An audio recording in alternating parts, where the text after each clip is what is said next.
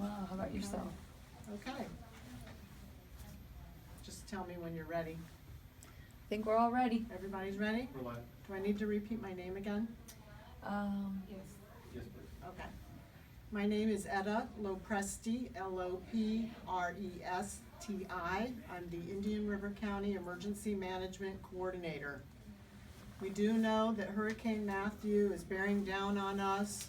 All of the preparations should have been made by now. I'd rather shift and start talking about what we do as the hurricane is nearing. And remember, this is a very dangerous hurricane.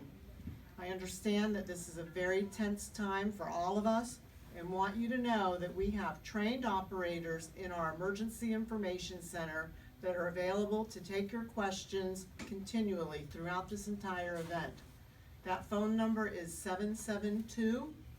772-226-4000, and we're here to help you and to alleviate your concerns. We want you to be sure to turn on your radio or TV for as long as you can. Keep advised of what's happening with the situation, and now would be a good time to make sure that your cell phone batteries are completely charged because you are going to lose power. Make sure you have your NOAA weather radio ready for updates. After the hurricane, there are some more important details that you need to be aware of. You need to listen to your local officials for updates and instructions on what to do next. Please check in with your friends and family by texting or using social media to let them know that you are okay. Our new app, Aware and Prepare Indian River, it's a free app available at the App Store and Google Play, has a feature where you can text your families and let them know that you are safe.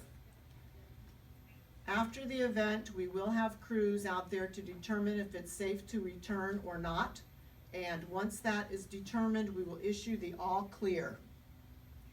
That will be announced through social media and conventional media sources. Please watch out for debris and downed power lines. Avoid walking or driving through floodwaters. Just 6 inches of moving water can knock you down, and fast moving water can sweep your vehicle away. Avoid floodwater because it may be electrically charged from underground or down power lines and may hide dangerous debris. Photograph the damage to your property in order to assist you in filing for an insurance claim. Do what you can to prevent further damage to your property. If you have a tarp, please be sure to use it to cover your belongings to prevent the damage from getting worse. Insurance may not cover additional damage that occurs after the storm. I would like to introduce Maria Resto. She is going to give you the update in Spanish. Muy buenas tardes, mi nombre es María Resto y este es un mensaje de emergencia del condado de Indian River. Entendemos que este es un momento muy tenso y queremos que ustedes sepan que tenemos personal profesional que puede contestar preguntas. El número de teléfono al que deben llamar es el 772-226-4000. Las líneas van a estar abiertas las 24 horas para ofrecer ayuda y estamos dispuestos a contestar todas sus preguntas. Ya que la llegada del huracán se aproxima, este es el momento apropiado para sintonizar los medios noticiosos o la página web del condado. Esto lo debe hacer a un intervalo de 30 minutos para estar actualizado con la última información. Además, debe asegurarse de que su teléfono móvil tenga carga de celular en su batería en caso de que pierda electricidad. Luego del huracán, por favor sintonice los medios noticiosos para instrucciones oficiales. Verifiquen que sus familiares y amigos estén bien. Esto lo puede hacer por mensajes de texto o por medios sociales. Usted debe regresar a su hogar solo cuando las autoridades oficiales así lo indiquen, que es seguro. Manténgase atento y tenga cuidado, ya que puede haber escombros cubriendo líneas eléctricas que pueden estar caídas. No camina ni conduzca por lugares inundados y recuerde que tan solo 6 pulgadas de agua pueden llevarse un carro y pueden causar mucho daño.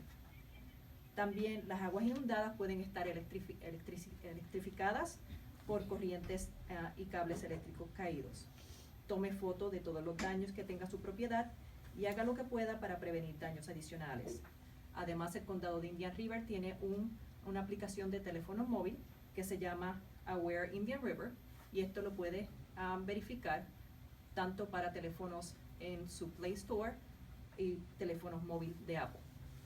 Y esa es toda la información. Gracias.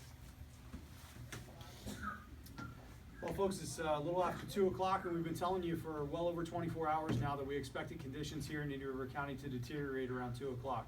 We're starting to see that. We're getting reports back of South County and the south portions of Indian River County where there's some very heavy rain right now. I see a lot of our media folks are already dressed and ready for that. They've probably already been rained on today. You need to really be prepared. If you haven't moved across that bridge yet and you intend to, now is the time. Every minute that passes is another minute that we get closer to closing that bridge. I can't give you an exact time. I can only tell you that when the bridges, the wind, sustained winds here reach 39 miles an hour, we are going to close those bridges. So if you're considering making that move across the bridge, you've got to make it happen now. You've got limited time to get the shelters, limited time to get to where you're going. If you're still out on the roadway, it's going to start being very dangerous very quick here. We're going to start to experience tropical storm force winds in the very near future, and now is not the time to be out on the roadway. We just received information that they closed the Vero Beach Airport at 1 o'clock.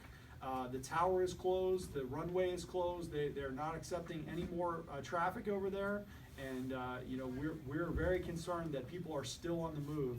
If you're out there, now is the time to get where you're going and be there for the rest of the night. Thank you. Any questions?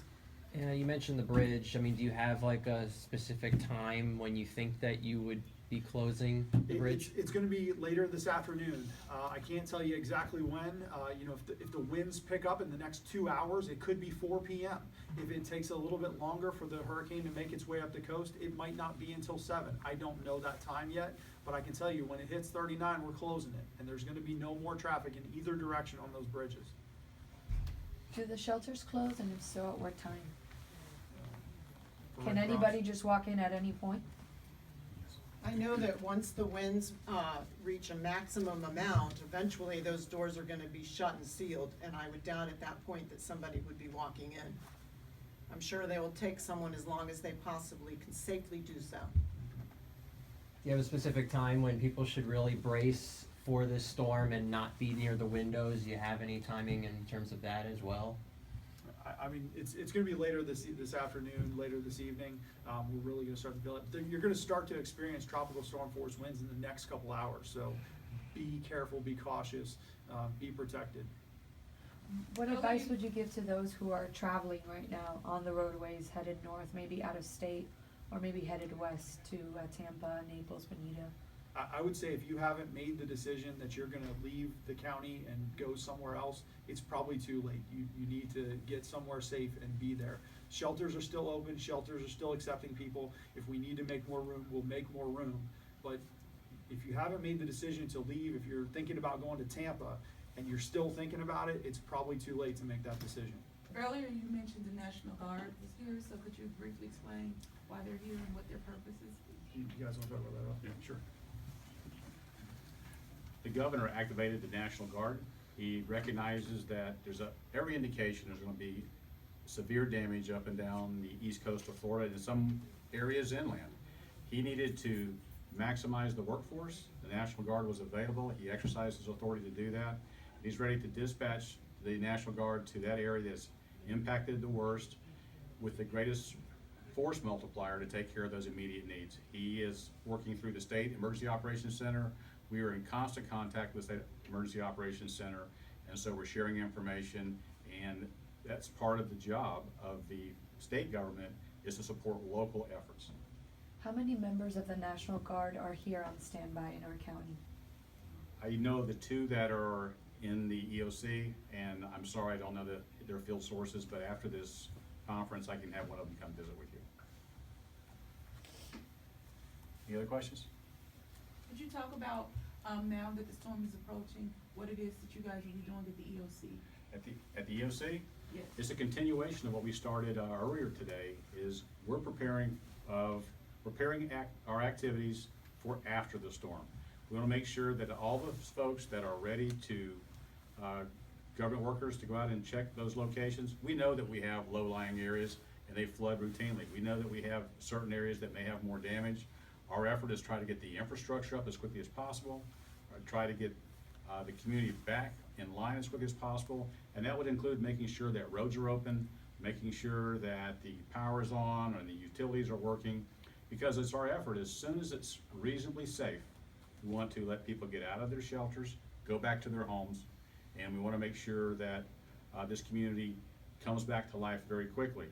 But before we turn people away out of a shelter, we want to make sure that where they're going is reasonably safe. It doesn't make any sense to discharge somebody from a shelter and then 30 minutes later re-intake them because the area they were going to wasn't safe. So they have to be patient with us, and all the government forces, law enforcement will be out, fire rescue will be out, public works, utilities, those folks will be out.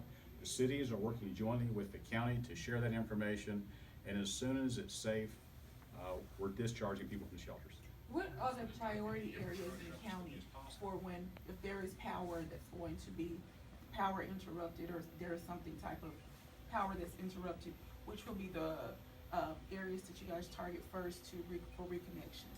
We don't really consider a area priority, but we have a restoration plan.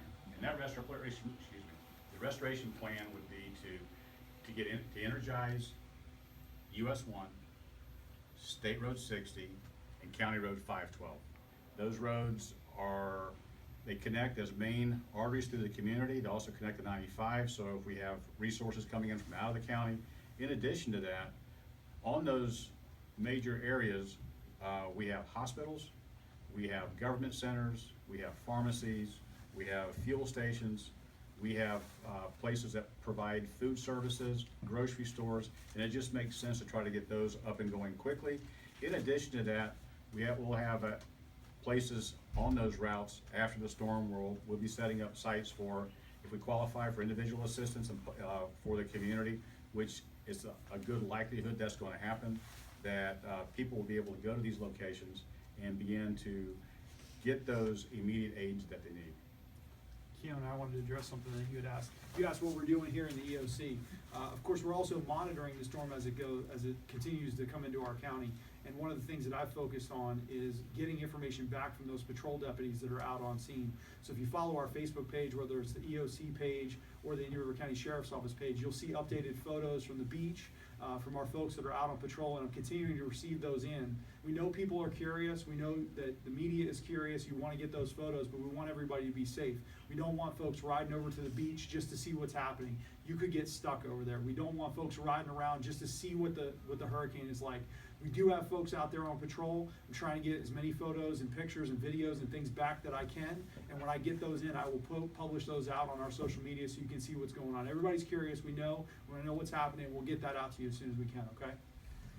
Can you tell us what kind of emergency situations first responders would respond to in the middle of a hurricane?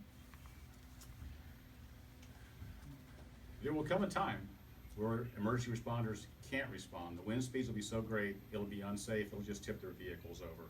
And so we have a plan, and it's not uniform.